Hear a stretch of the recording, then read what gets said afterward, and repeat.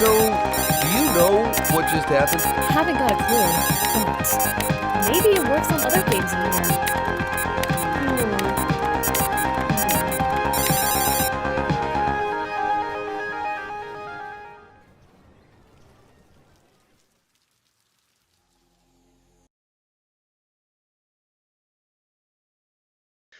Yo, people, welcome to another Retro Reverb Records interview. Today, I'm joined by the fantastic duo Knight Rider 87.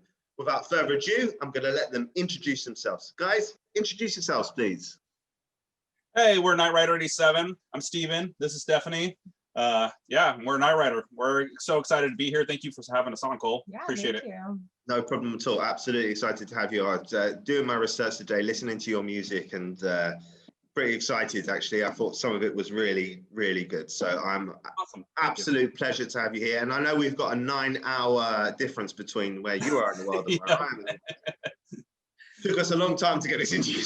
yeah. That's how it goes sometimes. Yeah, International. Hey, it's a ton of fun. We're glad to be here and working out. So cool. Right. Okay. Thanks a lot, man. All right. So listen, straight away, look, looking through your music, listening to your stuff today, really enjoyed it. Really love the artwork, things like that. So I'm going to get straight into my first question is, where did the name Knight Rider 87 come from? How did you concoct this retro? Yeah, so we were actually so we've been around for a couple of years now, and it was another friend of mine and I who were just kind of bouncing ideas off the wall at each other. We're playing around with some music and stuff, and we were just throwing names back and forth.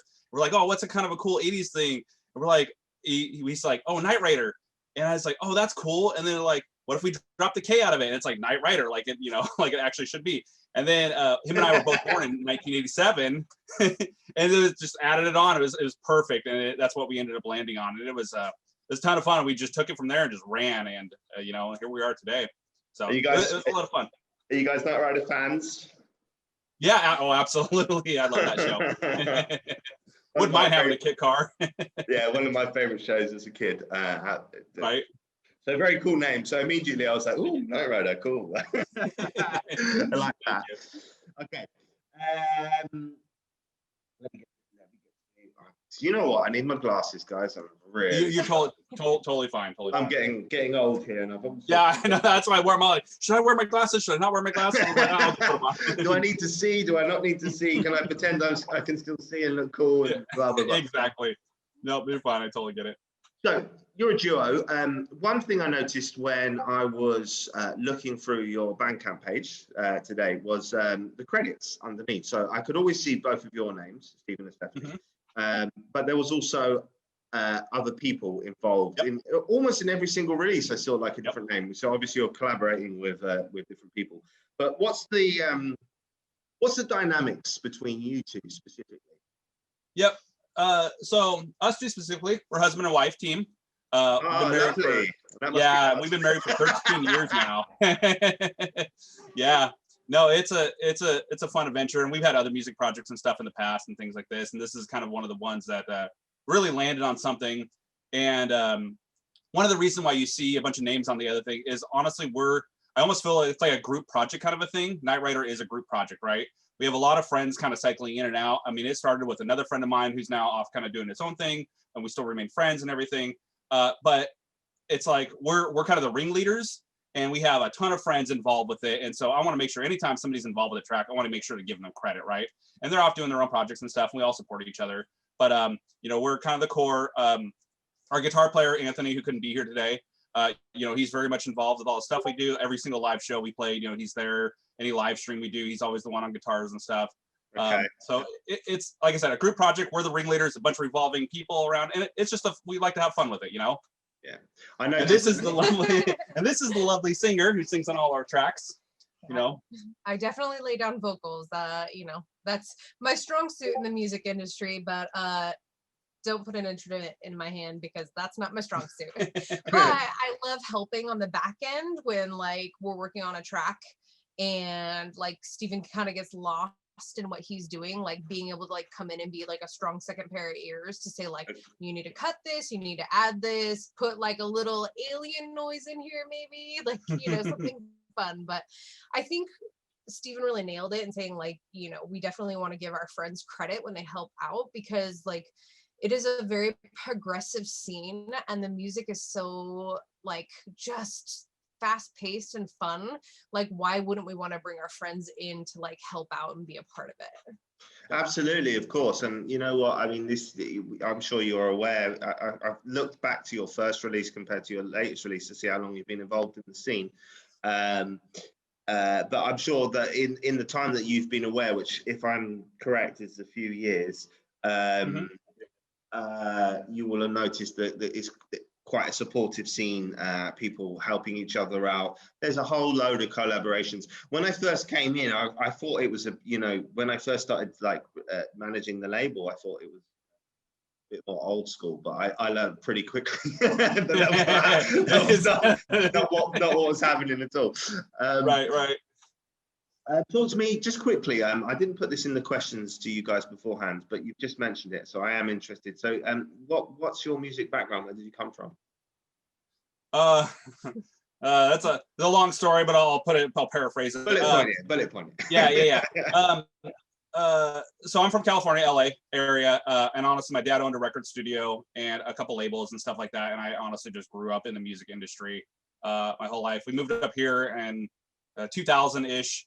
And he started some small labels here and stuff, and honestly it really kickstarted me into music. I mean, I was in the studio at 12 years old helping my dad, just messing around on synths and stuff, whatever, and that kind of the whole it kind of kickstarted my career. I've never done anything professionally. I've always just had fun with it. I DJ'd for a while and kind of did various things, but this is the most professional level kind of thing that we've had. We've been playing a lot of shows out and stuff, and we've had a lot of collaborations with a lot of fun people, and it's just been a wonderful time. Like you said it earlier, the synth scene is so different from any other scene in the world, honestly.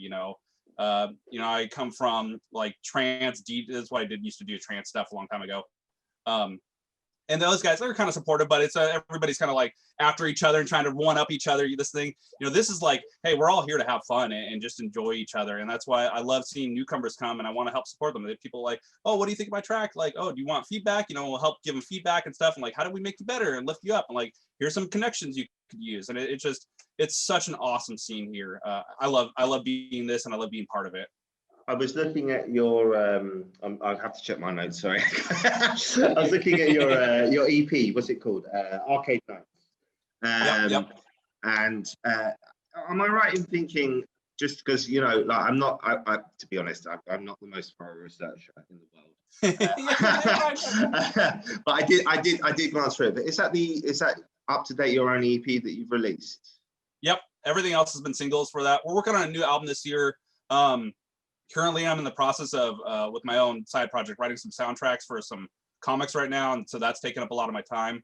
But as soon as I get some of that stuff cleared away, we plan on releasing a full album next year. A ton of collaborations in there. It's gonna be pretty big.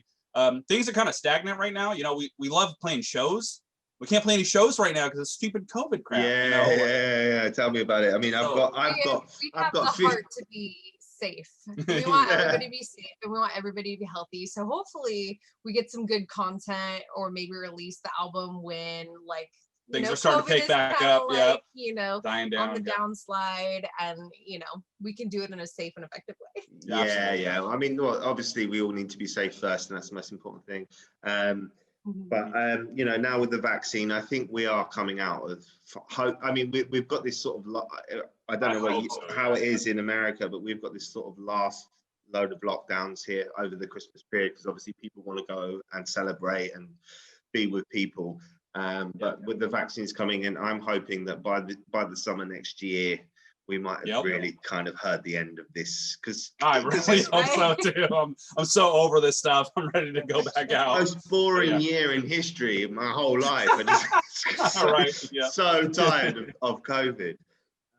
Yeah, exactly. But what I was going to say, Hey, was, I listened to the EP especially because obviously you've put an EP together and it's slightly harder than just releasing a single because you're getting a theme, you're connecting tracks, and also there was a really decent amount of support for on Bandcamp for the EP. I noticed a few big names in the support section underneath, like I saw Julian and a few others. It sprang to mind. It's like, oh, okay, good, good stuff. Hey, we're noticed, yeah.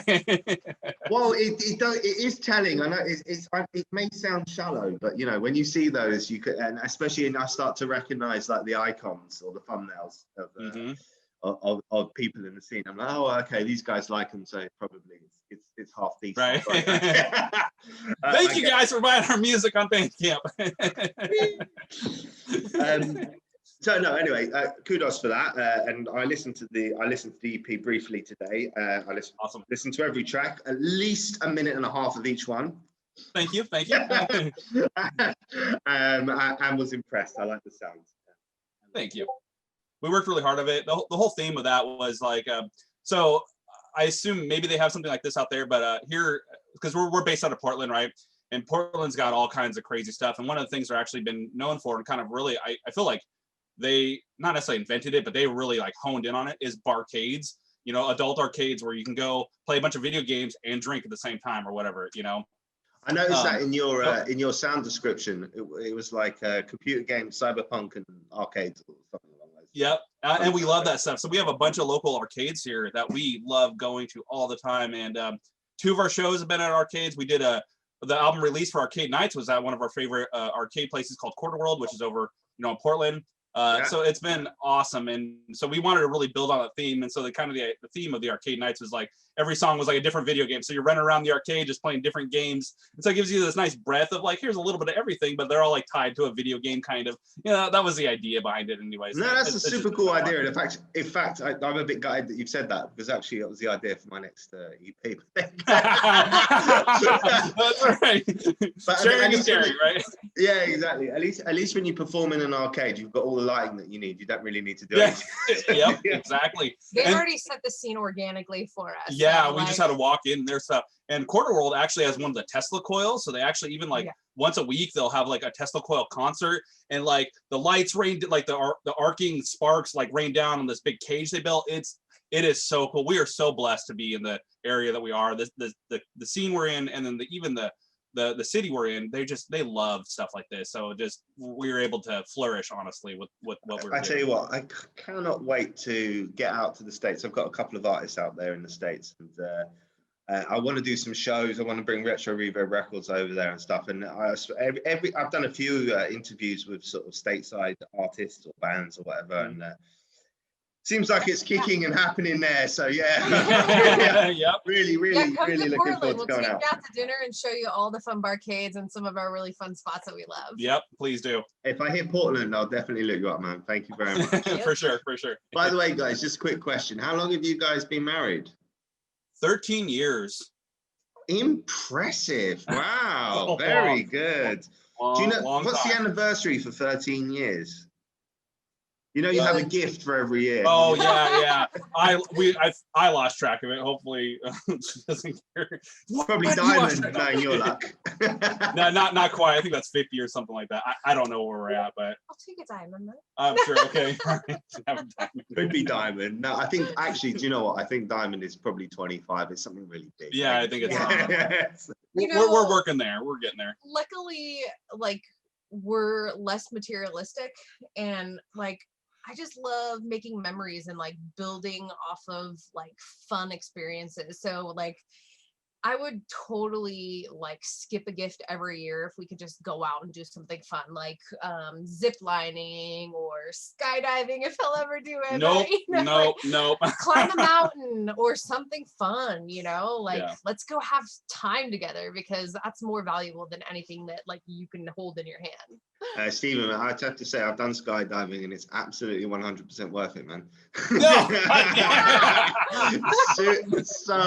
Cool. So cool. Thanks. I know it sounds counterintuitive, like jumping out of a plane. There's a perfectly good airplane. Why would you jump out of it? Thank you. Just stay in there till we're on the ground. I was scared, but I mean, it does live up there in one of my favorite. Does it? Yeah, it was very good. I Dang it. mean, All he right, could just I guess. gift me like a Okay. skydiving certificate. Maybe you can just. I'll go with I'll a friend. go Would with be you. good. I would do it. Yeah. All right, fine. Well, I guess we'll skydiving. Dang it! Maybe go for something a little less extreme. I mean, you could try a bungee jump. That'd be cool. That's terrifying. No, thanks. I'm Not a man for heights. Not a man for heights. I guess I'll try something. As long as she's with me, I'll try it. Yeah, I'm no, sure no, you- thanks. Normally, Actually, he pretty much did the equivalent of bungee jumping once. what'd I do? We did the zip line, and so there's this thing that's called the zing, and you start the zip line by climbing a 40-foot ladder and then jumping off the ledge, and then you bungee jump while you zip line It after. was So it terrifying. catches you and it sends you across the lake. It was fun. It was so much fun. I tell you what, I in your defense, Stephen, I've jumped out of a plane. I've done a zip line. I haven't done a bungee jump, although I would try. But one of the most terrifying things I ever did was jump off a rock into the sea. Now, it sounds stupid, but it was high, man. It was Yeah, really high. exactly. It's terrifying, and I don't like heights. I'm not a big fan. No, of I heights. thought I was going to be fine, but I got there and I looked over the edge and my legs started wobbling. And I was like, whoa, this is no good. This is no good. And I was like, I've jumped out of a plane, that's 16,000 feet. But you don't get the sense of height when you're in the plane. yeah, you really don't. Yeah. It's all just high. Right. Okay, guys, let's move on to the discussion. Okay. Artwork. Talk to me about your artwork. Do you design it? Who designs it? I liked it. I liked the sort of little dotted effects on your Bandcamp page. There was lots of pink, lots of neon, some super cool. I think it was a Ferrari I saw in a couple of pictures. Yep. Looking cool. Yep. So I do most of the artwork. One of my past jobs, I used to be a graphic designer doing stuff. So it just naturally, and I'm not even that good. So like it was a sub. I got by. We did like magazine ads and stuff like that. So nothing super impressive. So I did a lot of before. So I had experience. So it's just sometimes it's just cheaper to just do it yourself. And like then it's part of your own thing. Like we could have hired somebody. And there's a ton of excellent graphic designers that are in the synthwave community that do way better job than I could ever do.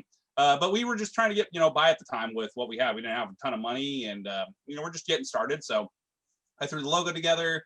We put some pictures together and like we came out and did something well. And then like, as we started progressing, actually people started asking us like, oh, can we do some artwork for you? And I was like, please, you're probably better than I am. And so like that Ferrari picture came from somebody else. And I don't remember the name of it, but we did credit him and all the stuff. We've had some other stuff. The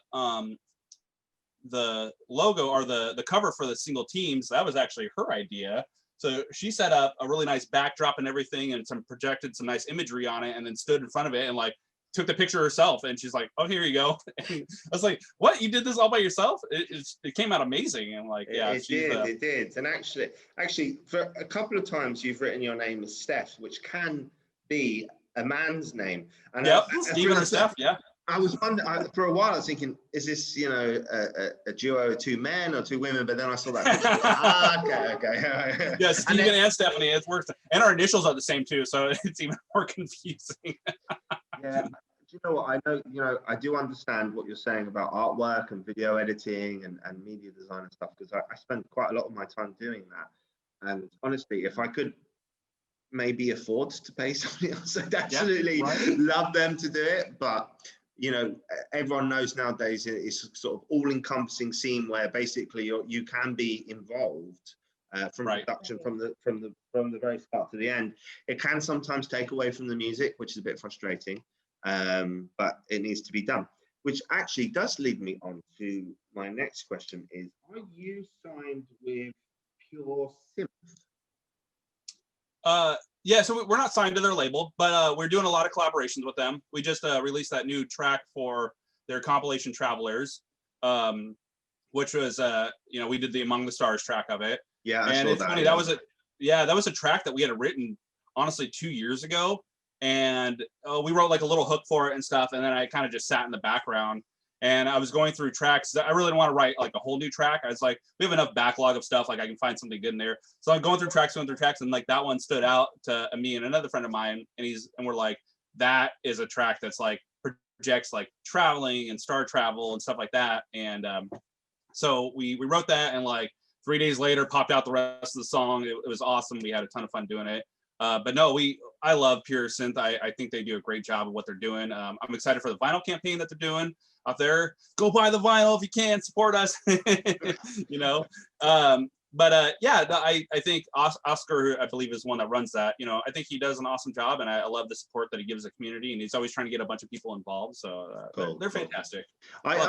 They've been on my radar. I don't know so much about them, and I thought, oh, I noticed it. And I thought, oh, okay, well, they've done something with Pure Synth, because I see, obviously I get a lot of alerts. You know, there's right, yeah, exactly. A lot of stuff coming at you in different directions. Yep. Yeah. So what that last release was it December the 1st? Is that right? Yeah, yep, I believe so. Yeah.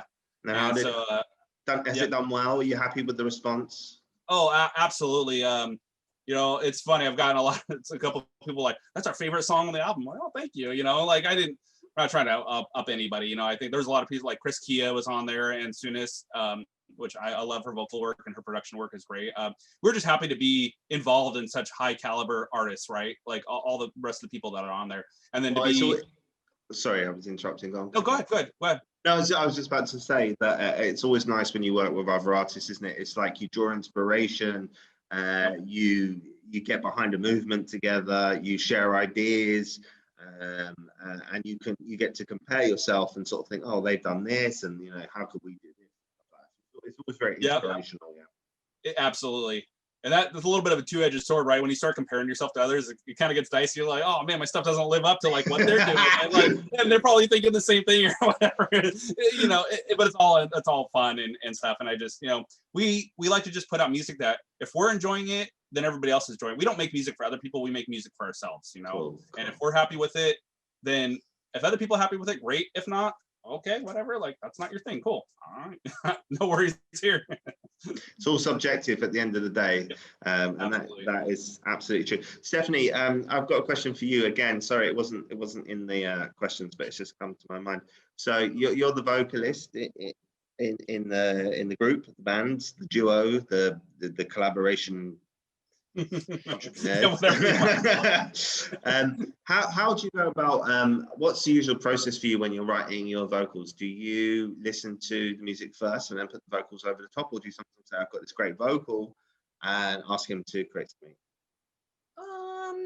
It's really like a solid collaboration between the two of us, but like when we did Teams, like we had just came back from a weekend away, and like it was on my playlist and it came over and I was just jamming out to it in the car, and all of a sudden he's like, I need you to sing that for me. And I'm like, okay. But you know, it's like when we did that cover, we had to take it and make it our own. So we listened to it a bunch and I sang it, but when it got down to it, like the vocals were really raw and they were like more in place. And you know, I grew up in choir. I did choir throughout school. I also did a lot of church choir and helped like lead on a worship band when I was a lot younger. So doing vocals and singing along to every single song that's on the radio has just been something that I do. And so it's like, I think his keen ear to music like really kind of like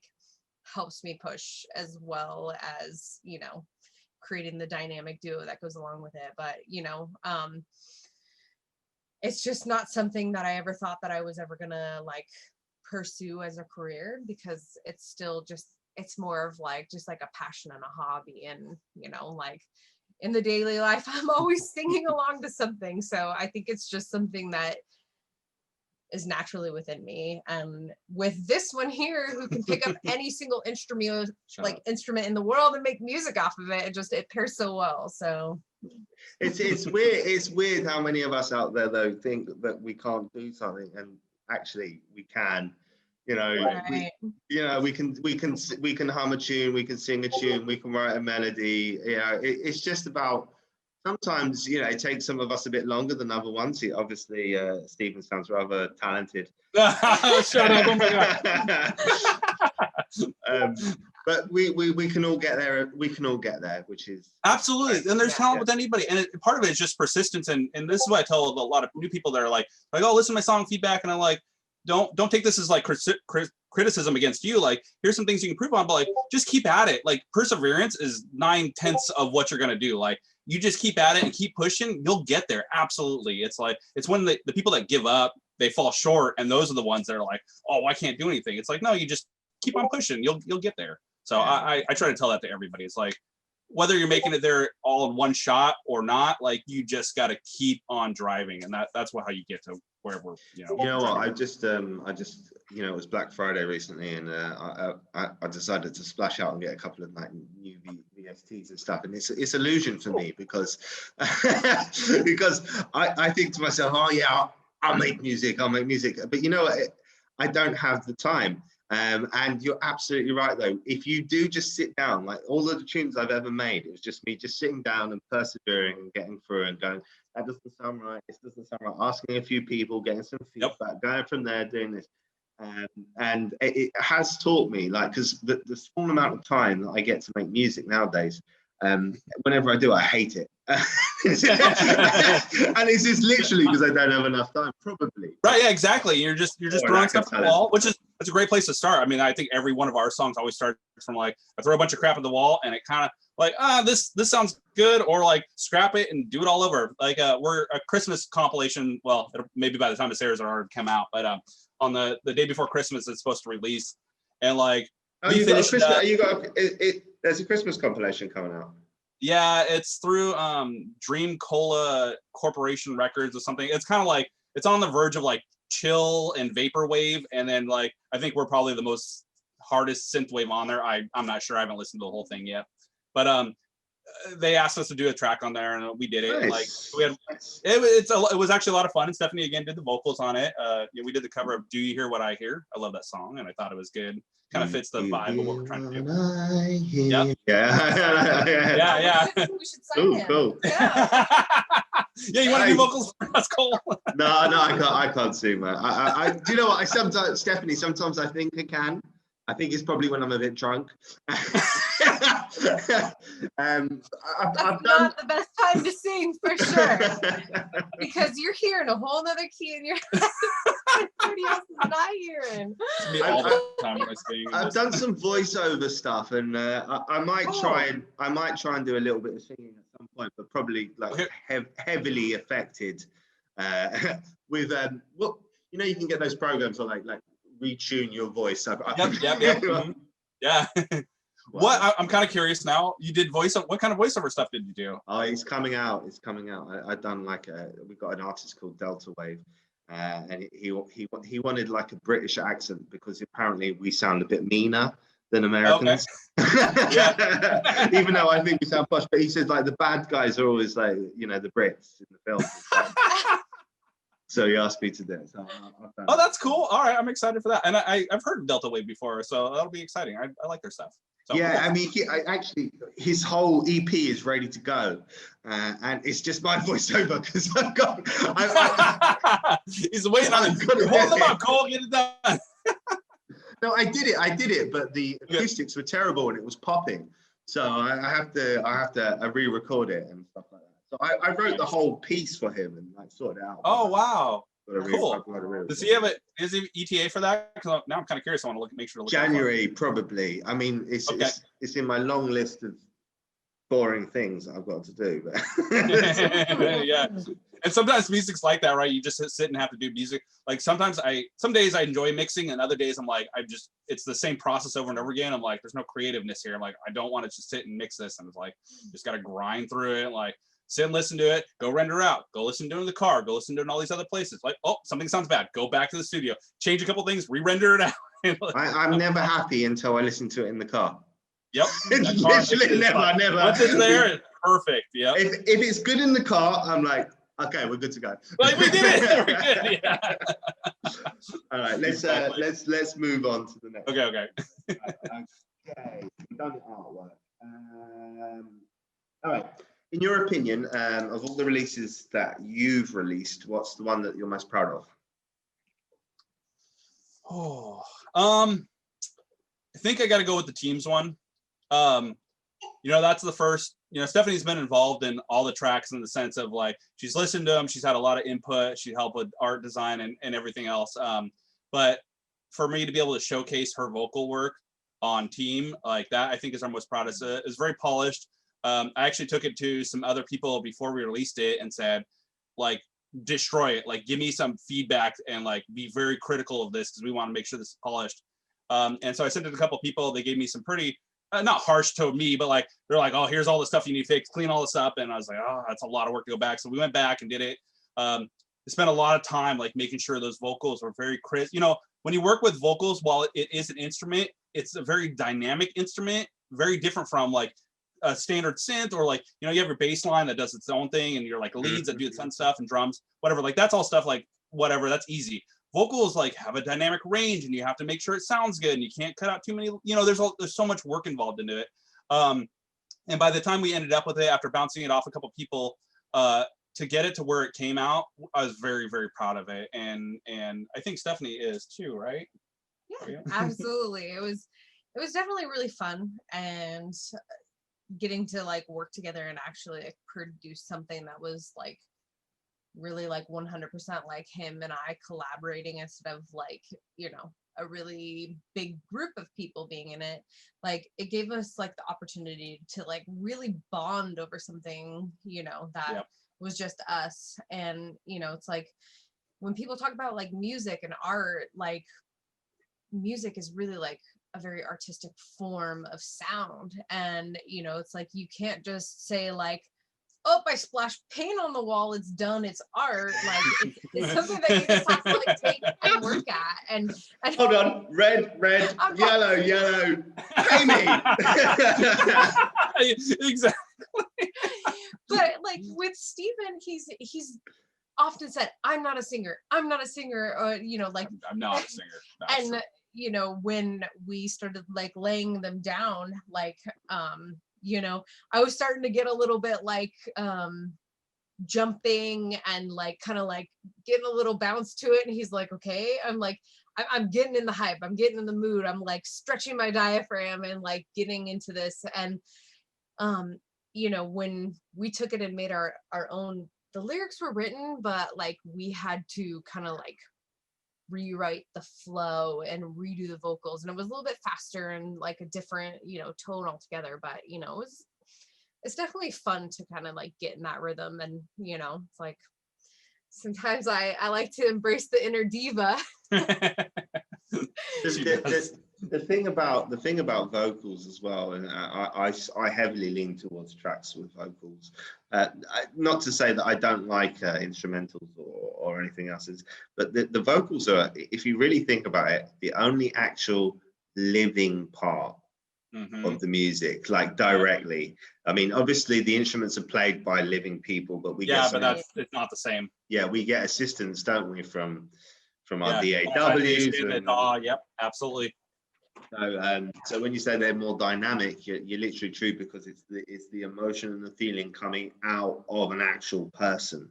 Yep. And they're not a robot, and you can't program them, and in some way, well, you can manipulate them, but maybe not quite in the same way, if you see what I mean. Right.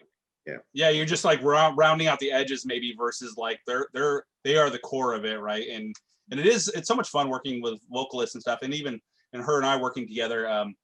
You know, we do a bunch of takes and stuff, and we're like, okay, this doesn't sound good for this, or we're like little pieces of this, and we're like, okay, do that same thing again, but like let's do the rest of it. And it like do it like that again. Like, hang on, how did I do it? No, do it like that again. Exactly. And it's hard. I didn't really, because I've never sung, like that's not my thing.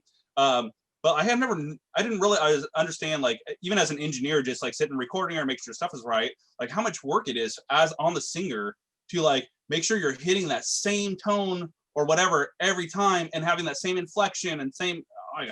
I'm like, that is not what I want to do. Like, props to her for being able to do that, because like that takes a skill for any singer out there. You know, that's a skill set that's very hard. Yeah, to it's true, and that's why when you hear someone who sings live, and you think to yourself, "Wow, that was pretty close to the studio version," right, yeah, or better, you know, yeah. and they've What the heck? ad-libbed or something like that, and you're thinking, "Oh, that's good," you know, that's right.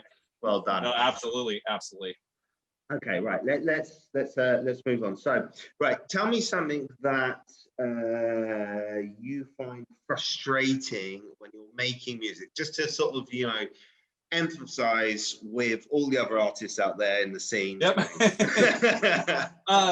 A couple things for me is getting stuck in the same rhythm. Like, I feel like sometimes I'll just structure the songs exactly the same as I structured the last song. I'm like, well, that's boring. Like, I feel like the flow is exactly the same. I'm like, that's not, I want it to be dynamic and different every time. Or if I'll listen to somebody and I'm listening to other artists, we listen to synthwave and stuff like that. And then I'll hear a track and I'm like, and then I get stuck in my head and I go in the studio and I'm like, oh crap, I'm writing literally the same song that they're writing. And so I find myself falling into like these ruts where I'm doing the same thing over and over and over again. And that gets super frustrating. And then the other process of just the finishing out stuff, doing the mixing and the final master stuff on it, where you're like, you go render it out and it's like, has to render for 10 minutes because you have so many tracks. So it renders out, then you go throw it in the car and drive around the block with it in the car and you're like, well, this sounds like garbage. And you have to go back, make it like one little tweak, render it back out. I mean, you can spend 2 or 3 days like just sitting rendering back and forth tracks to just get something that you're like, it kills it kills the creativity as well. Like you start a track and you think, oh, I've got something here. Yeah, and you get really excited and you get like you do it. The most of the track is done in like 70%, and then you get to the I've got to do all this. I've got to mix it. I've got to master it. Is this drum right? Is this sound right? Should I put this here? Should I do that? And it becomes really tedious and boring, like you said. Yeah, I totally understand. Very, very much so. And it, you know, I ascribe to the theory that, you know, if you're when you're in the master phase and you're starting to fix like mix stuff in master and you're trying to like, oh, I need to compress these, like scrap the entire master, go back and remix it so it's proper, and then remaster it. Because like if you're trying to fix mix stuff in the master, you're just going to end up ruining the whole track. And you need to like, the mix has to be dialed in right before you go to, and obviously there's never a perfect mix. If I can listen to it on like 4 different systems and I'm like, oh, this is all pretty close to what I'm trying to represent, I'm like, I'm happy with it, you know, like, oh, stuff's not, you know, something's not overly loud, or like, you know, something's not super mono or too stereo, where if you listen to it on a phone, you can't hear it at all. Ran into that with one of our songs. Like, you know, we pan things too much out of the stereo, and then you listen on a phone and you can't hear it at all. So, do you just a quick one? Do you prefer to mix as you go along, or do you mix at the end? So I prefer to mix. Like, there's things I know. Like, I know if I'm doing a lead, I want to cut off all the low end, and like I kind of got an idea where it sits. So I just try to kind of get things in a general spot. And then when I finally, like, everything's laid out, I'm happy with the structure of the song, then I'll go through and do a final pass. But that final pass is a lot quicker if I just kind of do a little bit of mixing as we go along. So I've learned that one. So you know that like if you do it, it's like 70% of the work's done as you go, and then you fine tuning with the last 30%. Exactly. Yeah, because we've written tracks where I didn't do any mixing and I have to mix it all at the end. And then like instruments change like as you mix stuff, and you're like, oh, this isn't how I wanted to sound at all. You know, and then you got to go back and you're like, oh, well, now I maybe want to change the instrument. I feel like it screws up the whole thing. But a little bit of mixing as you go helps all out a ton. That's just how I do it as well. I mix a bit as I go along, just enough. Exactly. There's a balance in there somewhere, right? Yeah. Right. This is a question for both of you. So you can either answer 1 point each, or you can do both points each. You can either answer as a pair or separately. But I'd like you to tell me 2 good things about the scene and 2 bad things about the scene. You got anything? All right, well, I'll start off. So the good thing about the scene, the community is amazing. Like, everybody is so supportive and so helpful. Like, everybody's willing to, like, even if it's just to listen to your mix and give you some feedback on it, or just help promote your stuff. Like, the scene is amazing in that sense, where I've never seen a community like this, where how supportive people are. Like, that just blows my mind. You know, it's fantastic. Like I said, we did some other music and stuff in the past, and just the scene is not the same as what we have going on here, and I love it. I mean, honestly, I don't really like that term synth fam or whatever, but like it really is like they're like a family, right? There's like you have your outskirts and your outliers and stuff, but like the core family, like they're all just trying to help build each other up and make it, nobody's trying to like climb over somebody else to make it to the top or whatever. Like, you know, so I really love that. I would say like it's just a lot of fun, like being part of it. Like there's so much, you know, colors and dynamics and different things going on that like it's never boring. It's always new and exciting and moving forward. So that's always good. But I will say that the one part of the synth fam scene or the synth scene is there are not enough girls. Do you know what, Stephanie, I was just about to say that. Have you reached out? Have you reached out to any of the girls? Where are you at? Come join me. Have you reached out to any of the girls, Stephanie? Any of the... Reach out to them. Oh yeah, like come join us. It's fun. It's accepting. You can be who you are and just, you know, join the team. Yeah, right. And hang out. Like, you know, we're all very respectful and just have love for one another. And like, you know, in a culture where people are always feeling like bullied or left out, like this is the scene where you will never be bullied and left out because we're so accepting and just loving and supportive of one another. And you know, we just have such a diverse love for all different like races, creed, everything. Yeah, all races, of it. Like, ethnicities, interests, you know, from like gaming to cars to you know, art, music, you know, it's all just accepted and very integrated into what we're doing. Have you, Steph, have you ever seen the synth girls and synth boys dance video that Hawks did? No. I didn't show that to her, but I saw that. I'm in the boys one, unfortunately. Are you? Yeah. Oh, I gotta go back and watch that now. Yeah. Okay. I have to see this. I'll show it. I'll show it to her after this. Unfortunately, I'm actually topless, which is a bit embarrassing, but there you go. That's even better, yes. But no, I mean, Steph, I don't know. I mean, there's quite a few. I don't know why. There seems to be a lot of female vocalists, not female like producers just by themselves. But you know, there's Oceanside 85, there's Nina, there's Roxy Drive. You know, there's a whole load of them out there. You know. Yeah, there's girls who are definitely integrated into like the production side and like releasing music, but like when you go to like a synth show, there is a huge lack of other women in there. Like, you know, when you're like joining the forums and getting on and like talking, it's just like the women are extremely outweighed by the men. But you know, not to just leave it at that, but I just how do you think we can because you know what, that's an interesting point, because you know, maybe you know, the 80s, which is, you know, where we're all coming from, bit sort of 80s American movies, fast cars, nostalgia, games, maybe slightly more things that boys. Do we need to bring back the Aquanet and like the big hair? Like what from the 80s do the women need to embrace and bring back? Let's do it. So no, but I just think I totally agree. I think we need to get more women involved. Absolutely. I'm just trying to think of a way personally, not being a woman, like how to like connect and get them. That's your job now, Stephanie. Your job is to go out there and figure it out. Let's start talking to them all.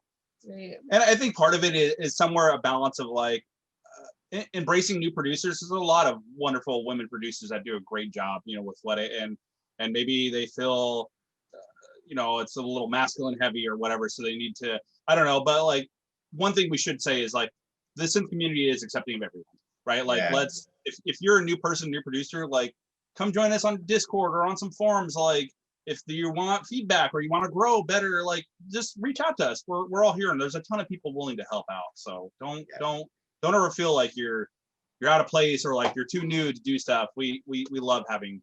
Good message. Good message, man. You know, and I keep saying, actually, Steph, you know, I can't get any women on the flipping label. I'm so desperate to have some women. I'm screaming out. So if anyone watches this and you're a woman, you want to make some music, please come to me. I want to hear your music. Okay. All right. Okay. Hey. All right. We've done too good, too bad. All right.